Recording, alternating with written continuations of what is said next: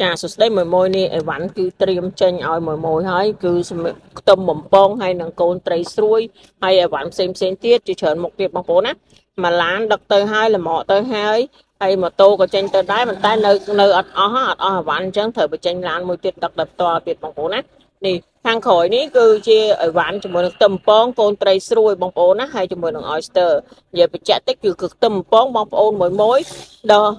ពេលចូលឆ្នាំចិត្តបងប្អូនដឹងហើយរាល់ឆ្នាំណាគឺតែងតែដាច់ស្តុកអញ្ចឹងមួយអាចធ្វើការកំងមុនឲ្យហើយបងប្អូនណាឥឡូវតន់មានស្តុកហើយតម្លៃក៏អត់ឡើងថ្លៃដែរតម្លៃនៅដដែល